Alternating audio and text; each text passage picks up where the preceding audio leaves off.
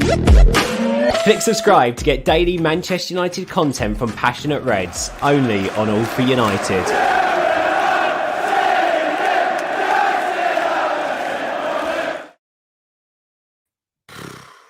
What do you say after that? Honestly, what do you say after that? Welcome to All for United. I hope you're doing well as you can be after that performance. Anyway, Newcastle United won, Manchester United won, and we were the team that somehow didn't lose, which to say Newcastle have got 10 points all season is very, very worrying. Joined by Hammer and Ellis. I hope you're both very well. Thank you very much for joining me, but we'll kick this straight off. Hammer, immediate thoughts from that game? I mean, immediate thoughts is kind of something that we've been talking about for a little while. You know, you asked us back there about, is this probably, it might be the worst game in the last couple of seasons. And, you know, the only thing that I could really keep thinking of is like, it's the same shit. It's sloppy basics. It's no discipline. It's sloppy at the back. It's people, you know, more interested in putting their hands up to complain than trying to go get the ball back and do something with it. I think, and unless you guys can think of another one, and I know you might ask us that later. Like the only positive that I saw today was maybe Sancho, but that's about it. So yeah, man, it's a lot of the same stuff. I think a lot of us just at this point sounding like broken record. It's lack of discipline and lack of basics to where, you know, we can't even begin a conversation about having them, you know, some people just not showing their quality. No, it's just we can't be disciplined at the back for defense, whoever's back there. And then, you know, midfield looks sloppy all the time. They get overplayed all the time. And then today up front, it just didn't look like we were clicking. So broken record at this point. Absolutely. Well, I'll come to you, Alice. We'll bring up this comment again from John. The main thing I want to focus on is not even surprised anymore. Now, that felt like an Ole Gunnar Solskjaer performance towards the end of his tenure as well, didn't it? So what hope do we have if Ralph Rangnick can't get a tune out of these players either? Because that's 3 games in a row now where we've not played well. And this time it very nearly came back to bite us. Well, I don't even know what hope is anymore, to be honest, with this football club. That was genuinely embarrassing. I don't think I've ever watched it. It was just a disgrace. Some of them players have won the lottery to play for Manchester United. Some of them shouldn't wear a Man United shirt again. Their performance, the body language, the attitude was disgusting. And I feel sorry for the travelling Reds that have paid a lot of money to go and watch that, because I'd be ashamed. There's kids that have got that for Christmas, and I feel very sorry, and Santa should be ashamed for giving them that disgrace. I'm so embarrassed. Absolutely was. Well, Hammer, I'll come to you. Can you think of a reason for the bad performance other than, you know, not doing basics? Because this is a team of players worth over £1 billion. You should think that with a manager like Rangnick as well, that they shouldn't be getting outplayed in the way that they did, because we were made to look like a championship team today, if not League One. So what is going on with these players? Is it they're not fit into the system? Is it this COVID layoff that they've had? So I can't figure it out.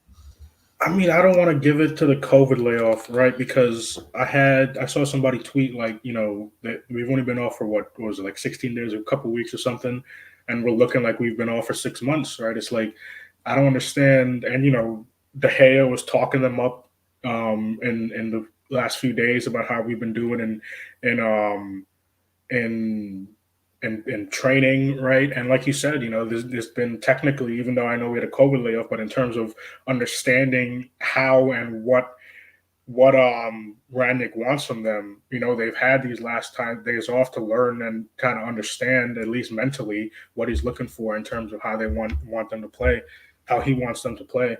And, you know, I don't understand.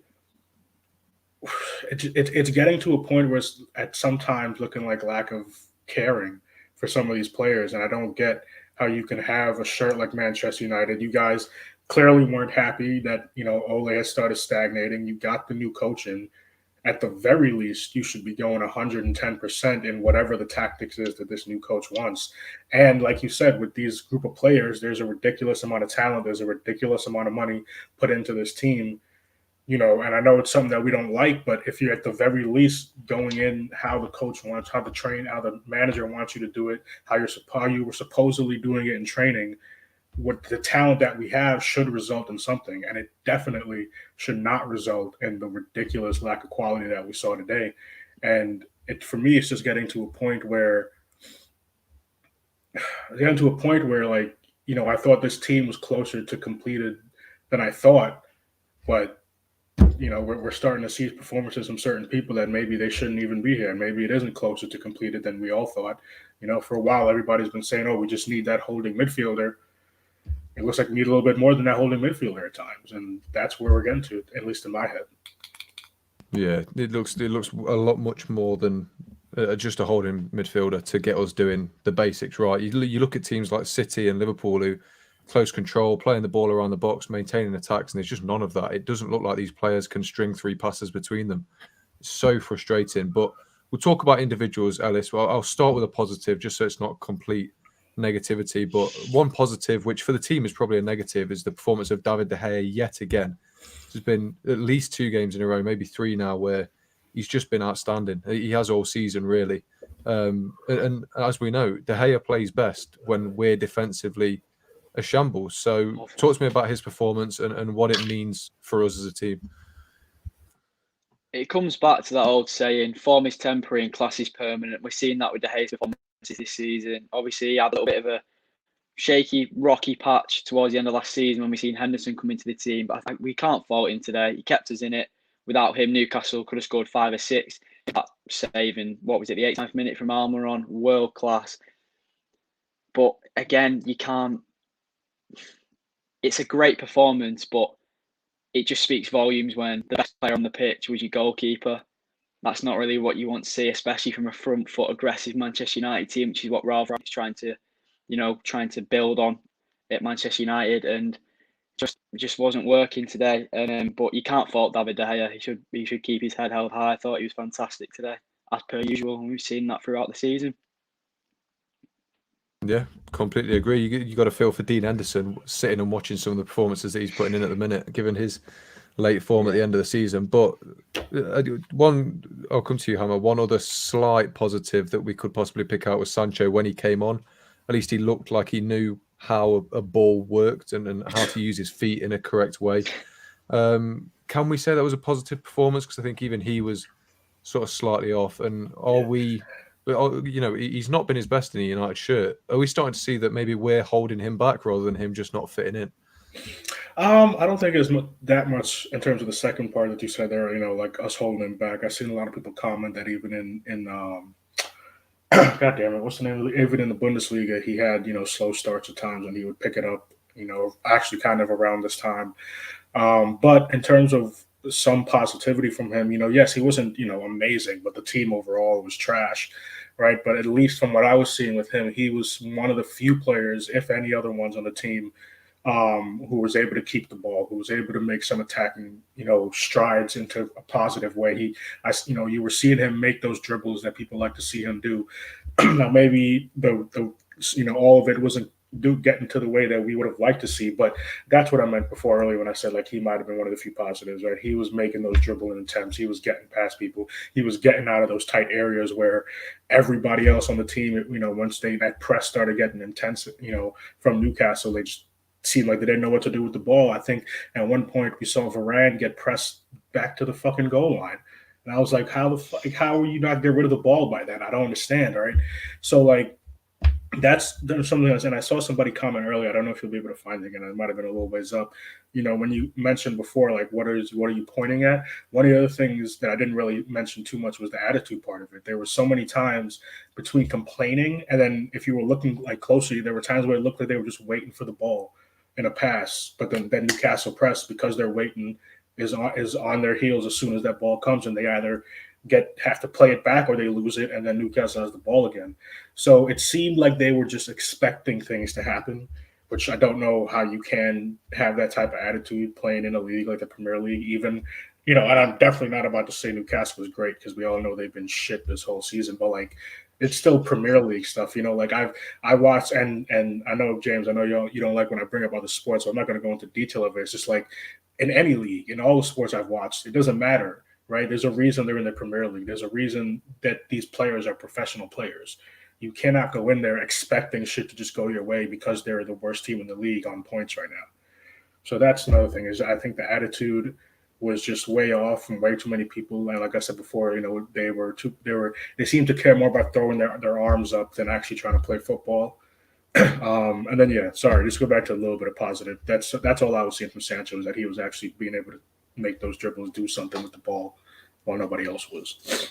Yeah, I suppose that's the big thing, isn't it? Just at least he was trying something in that final third, whereas you got Rashford sort of miss-kicking crosses out into the front row, the seat, front row of the stadium behind the goal. But yeah, well, if there's any other positives we can find, Ellis, it would possibly be Edison Cavani. The fact that he's come in after an injury layoff, he scored a goal. I get he missed a few absolute howlers, but what did you make of his performance today? It really was a mixed bag, wasn't it?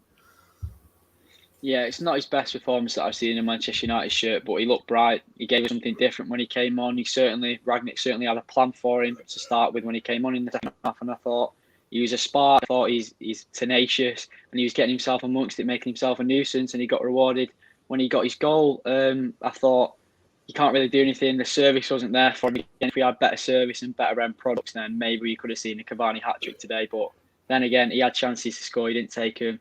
Thankfully, he did get his goal, but not his best performance, but certainly one of the positives from a very, very disappointing night for United. Well, I'll stick with you there, Alice. Do you think today proved that he can be a part of the first team, that he can still get games even with Ronaldo and Greenwood and Rashford and all of those up front? Or do you think, Barcelona are very heavily linked with him? Is it time to let him go? Because I personally think he's still got a lot to offer this squad. We saw that today, but do you think this has shown that there's still a place for him? I've always believed that Edison Cavani's got a huge role to play in Manchester United's title hopes this season or wherever we want to go, top four. I think his quality offers us something different. He's a different option. He's a different centre forward to Cristiano Ronaldo, different attacking option to Greenwood, Rashford, Sancho, and he's pivotal. There's no one I'd rather have in the box than Edison Cavani. He just pops up. He's aggressive and he's everything that embodies a good class Manchester United player, and I think he's pivotal for this side. He's great. Completely agree. Well, Hammer, we'll move on to the negatives then. It's not taken as long, 12 minutes in, and the positives are done. Says a lot about the game. But listen, we'll go to this comment first from Jeff. Rashford's still untouchable, and I don't think he was the worst player on the pitch. He definitely had one of his worst games in United shirt. But, how long are we going to keep rewarding Rashford with mediocre performances? Because the player's waiting to take his spot, without a doubt. Yeah, I agree 100%. I think Rashford's getting to a point, and I think everybody always, wants to give him a little bit of excuses here and there. And there are times when it was valid, right? Like major injuries, I can understand that excuse, but it's not like he was off with anything crazy. And I think what you're saying is right. Today, I think a lot of people would have preferred Mason staying on and Rashford getting pulled off. And I think Mason's still youth, and maybe if you want to say light frame, because he still hasn't really bulked up, at least as far as I can see, is for some reason playing against him, because I would 100% rather see Mason right now over Rashford, just because Rashford is both out of form, and then he's not getting anything like people used to talk about Bruno. We could talk about Bruno too, because he didn't have the greatest game either, right? That sometimes the reason people don't go in on Bruno is because he gets those goals or assists, and I think for a little bit Rashford was like that. He would do something to make up for the not great performance, but not getting those either. That that cross attempt, I hope it was a cross attempt that you're talking about, right, where he tried to do something with his left foot and it just flew in the opposite direction. I don't think I've seen many people do that, like at least get into the box or something. I know it's his weak foot, but come on. I think it's time that he stops being untouchable. And I think hopefully with what we've all have been hearing about Ralph is maybe he will be. Maybe Ralph will go ahead and drop the axe and be like, all right, you know what? I gave you some opportunities to try to come back into form. It's not working out. You need one who's going to get dropped. And let's see a freaking Cavani and Ronaldo up top. Let's see Mason actually get some minutes. Let's see Sancho get, more than just getting subbed on and things like that. So, yeah, I think it's time for Rashford to taste a little bit of the bench and for an extended amount of time. I certainly agree. Well, Ellis, I'll stick with Rashford then. we've seen he has ability. There's natural abilities. Such a raw and powerful player, and when he's on form, he really is untouchable. But you look today and some of the decisions he's making, his defensive output isn't good enough at all for this level. Do you think we're getting to a point now where if he doesn't start improving these weaknesses in his game, he's never really going to touch that elite level that we all want him to get to so desperately?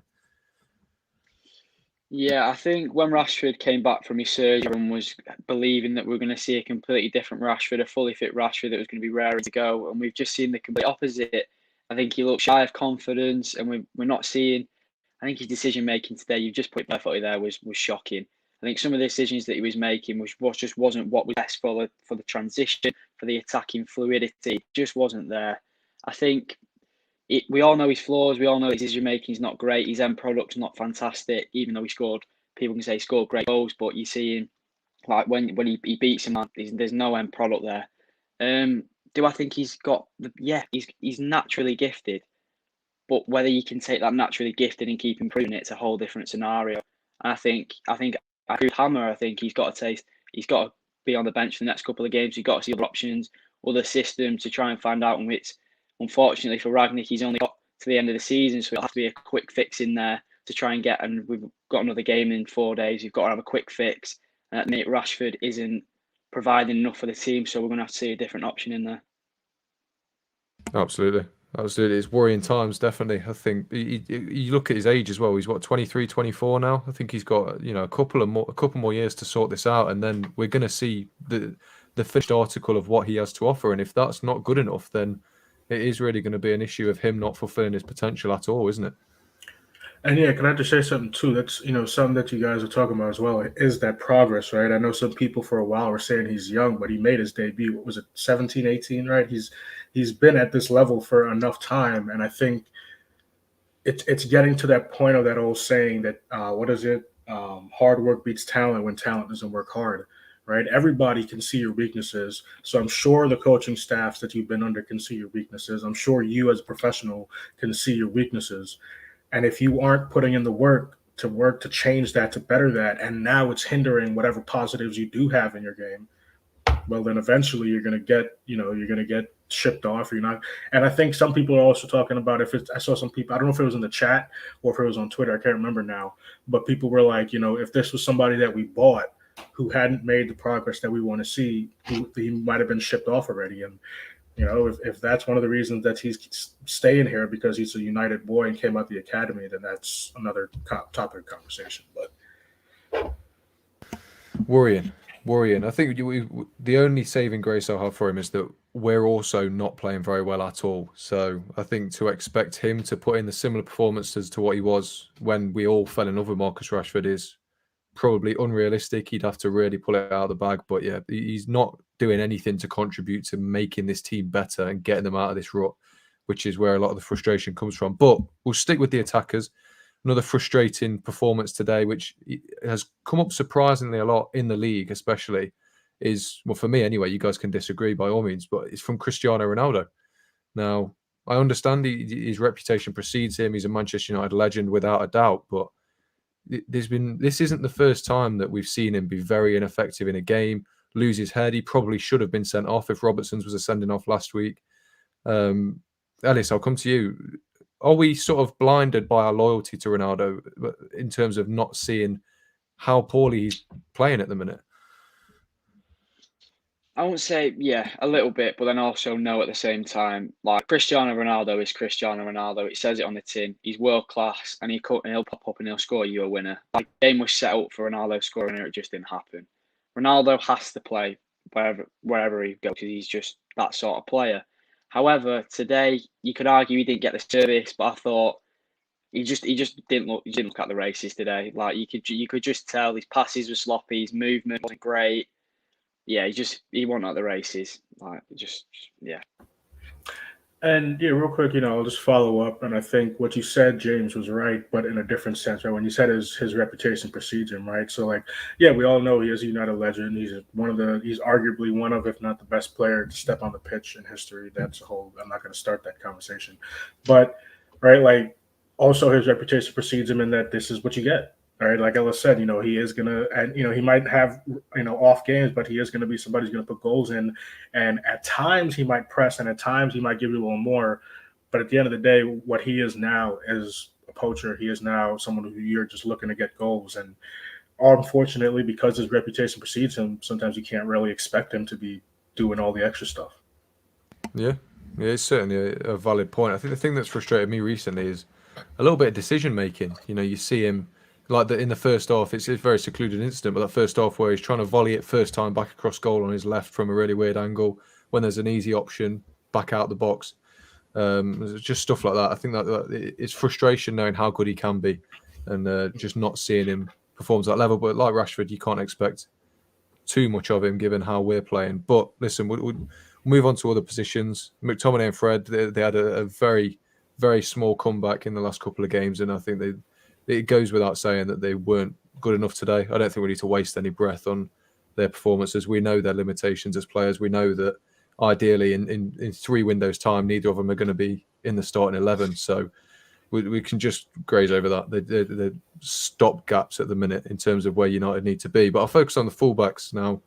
A lot of talk about them recently. Shaw and Wan-Bissaka both benched again. Alice, what did you make of their performance? I think just mediocre like the rest of the team for me personally.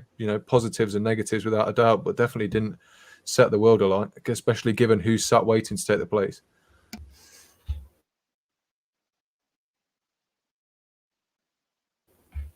Oh, did we lose him?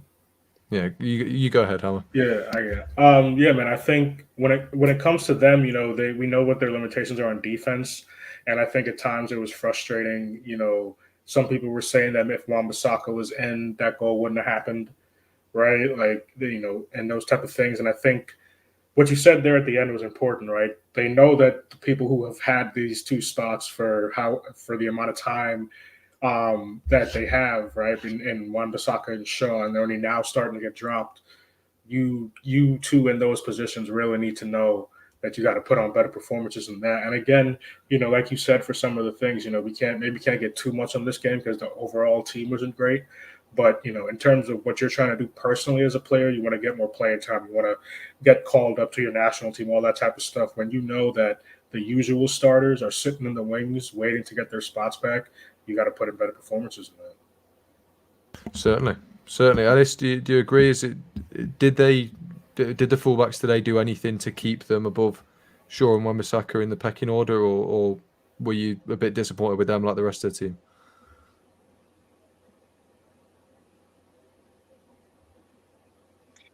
I think Alo's attacking out better because it gives us a little more new dimension going forward. Maybe quite like to Shaw back in for Tellez. I don't think Tellez is that today. I thought he was much quiet from the ball. Thought decision making wasn't great. So yeah, probably Shaw back for Tellez. Probably Dallo keeps place from just for his attacking, putting his delivery. Yeah, fair enough. I think they're a bit like Ronaldo, aren't they? What you see is what you get. They're never going to be the best defensively, but they're going to whip a hell of a good ball in, which they did on a couple of occasions today. They're just not getting the ball in those areas enough, I think. But listen, the biggest negative that I want to come on to today is the centre-backs combined. Varane looked like a shell of the player that's won all these Champions Leagues with Real Madrid, and I think Maguire was really, really shown up with his frailties today, Hammer. So realistically, is this a sustainable partnership, or are we just seeing the effects of Varane coming back and them just not quite working together just yet? All right, so I'll go with this direction. Right, so first with Varane, I agree. Yeah, he was very poor today, but I'll give a little bit of some leeway too, because he was coming back from, I think, a little bit of a longer term injury and a little bit of a weird timing of injury, right? So I think like Jeff just said, I'll give Varane a little bit of rust as his excuse. But in terms of Maguire, I definitely have not been the biggest fan of Maguire for a long time. There were times when he was playing decent, was playing well, And, by all means, I don't think I've ever said he was a shit center back. One of the things that I said was that at his very best, he's a 1B.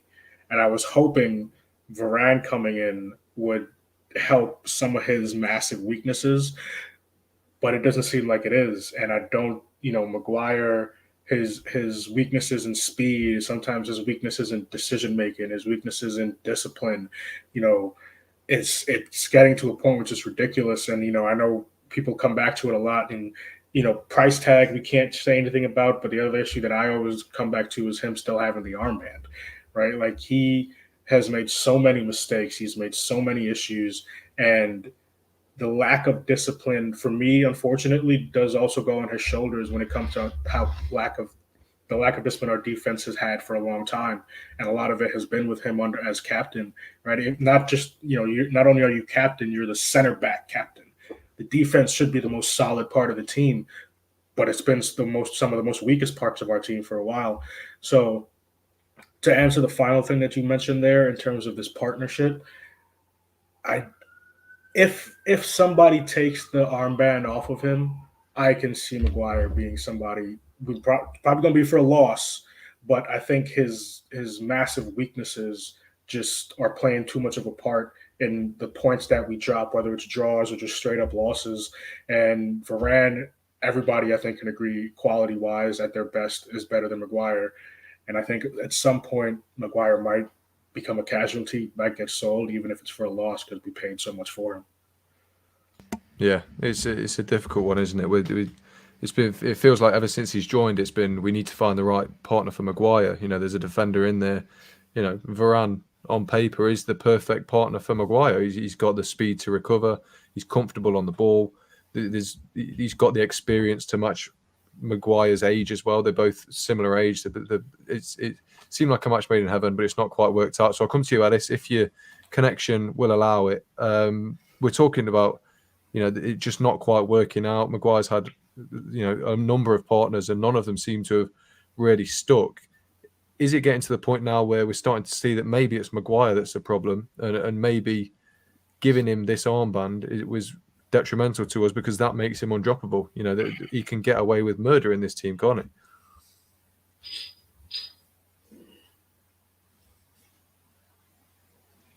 I think Maguire's captaincy, him getting the armband, is actually a burden to his performance. I think how it's unbelievable. I think Victor Lindelof not really put a foot wrong. United last couple of months, still not getting the game ahead of Maguire. Looking at I thought his positioning with Paul, thought his one-on-one and he was shocking, non-existent. We've seen some Max Van Dam hands pass him about 100 times. And yeah, we're looking now where it's available in the summer. Do we go and get a better partner for Varane? Or do we stick with Maguire? He's 80 million. He's supposed to be the club captain, focal point of this team, the leader. And I'm seeing none of that. I'm seeing a schoolboy. He's not a leader, not captain. He wasn't up to speed there, and he's not been up to speed for quite a lot of the season. Yeah, absolutely. I think the only issue we'd have if we did try and build the defence around Varane instead is that we've seen already he's so inconsistent with his injuries. You can't rely on him to be fit. Whereas I suppose that's one thing Maguire had going for him. I think he played every game for 2 years, didn't he? Yeah, something crazy like that. Yeah, it's definitely not something that's going in the right direction for United at all. But listen, I don't think there's much more to cover. We've only been going for half an hour, but there is only 3 of us. So I'll come to you for a closing statement, Hammer. A game again in 4 days, like you said. What needs to improve? Obviously, you can say everything. I get that. We all know, but one specific thing that needs to improve that could be improved in the next 4 days for you. Well, in terms of the team, I think we're going to agree we're definitely going to see some changes. I think Ralph, both in terms of the short time, but also in terms of the lack of quality that we saw today, is going to pull some people and put some new people up and give them some opportunities. For me, in terms of what can we see to improve, a really easy one for everybody on that team would be attitude. Like, don't go into games expecting, because there's a bunch of quality in the team, that shit's going to fall your way. Don't start throwing your hands up and bitching and moaning about calls not going your way. Go in there, put a fucking leg, put a foot in. I don't give a shit if you put somebody in the air. Shit, I watch it. I played and watched American football too. I like seeing that shit. All right, go put a shoulder into somebody and have some fucking balls as a team and go play football. You need to get you in that dressing room. Just give him a little bit of a pep talk. I don't think Raniks are quite doing it for us. But listen, it's a disappointing episode. It's one that no one wants to talk about, a performance like that. But it's got to be done. So I hope you enjoyed it. Massive thank you to Hammer and Ellis. Made my job a hell of a lot easier by being intelligent. But yeah, sorry to have such a negative video to come your way. But if you did enjoy it, please like and subscribe. We'll have hopefully more positive videos in the future. Hopefully this is a one-off and Ranić can get us back underway. But yeah, like I said, if you did enjoy it, be sure to like and subscribe. Thank you again for watching, and we'll see you next time.